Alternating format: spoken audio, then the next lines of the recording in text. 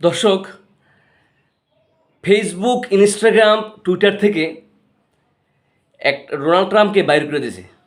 ভাবতে পারতেছেন মার্কিন প্রেসিডেন্ট কত বড় পাওয়ারফুল, যারা বিশ্ব শাসন করে তাকে বাইর করে দিয়েছে এই ফেসবুক থেকে, ইউটিউব থেকে, তারপর ইনস্টাগ্রাম থেকে, টুইটার থেকে। কারণ কি জানেন? কারণ একটাই, আর আমি এত মিথ্যা কথা কয় যে এইসব মিথ্যা কথা আসলে করতে পারতেছে না। মানে হিংসাত্মকমূলক কথা বলে, উল্টাপাল্টা কথা বলে, যেগুলো কারণে প্রতিহিংসার কারণে মানে বিশ্বে আরও ঝামেলা হয়ে যাবে, আর তাদের চ্যানেলে ঝামেলা হয়ে যেতেছে। এই জন্য বাধ্য হয়ে তারা ছেড়ে দিতেছে। চিন্তা করতে পারতেছে, মানুষের একটা লিমিট থাকে। ও এমন আনলিমিটেড কাজ করে যেগুলো আসলে গ্রহণ করার মতো না। হ্যাঁ, এখন এখানে এই জন্য এগুলো থেকে বাইর করে দিয়েছিল পরে ও কী করবে? সোশ্যাল মিডিয়ায় তো আর কথা বলতে হবে, সব জায়গা থেকে বাইর করে দিচ্ছেন, ওর কথা তো বলতে হবে। একটা প্রেসিডেন্ট পদে যাইতেছে, প্রেসিডেন্ট হবে এই অবস্থায়, তখন কী করতেছে? ও একটা প্ল্যাটফর্ম খুঁজছে, ট্রুথ সোশ্যাল মিডিয়া। মানে দেখেন, এটাও একটা মিথ্যা কথা দিয়ে খুঁজছে। মানে ওর জন্মটাই মানে মিথ্যার উপরে, বেজন্ম কিনা জানি না।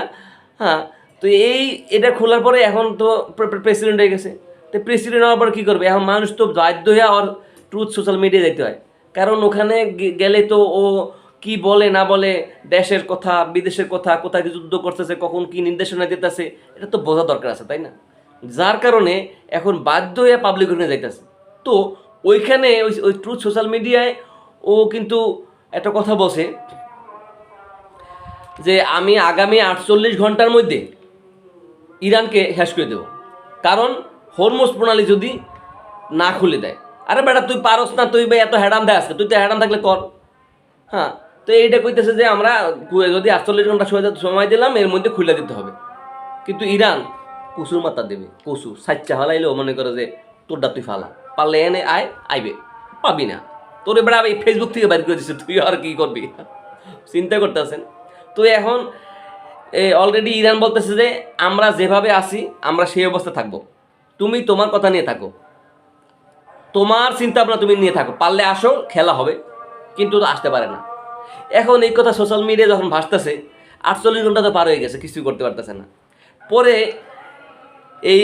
এখন তো একটা মান সম্মানের ব্যাপার। তো এখন কি করবে? সর্বোচ্চ এটা করতে পারে যে আপনি দেখেন হয়তো বা ইরানে আয়সা কিছু যুদ্ধ বিমান আয়সা কিছু বোমটোম ফালাই দিতে পারে, ভুনটাস করে।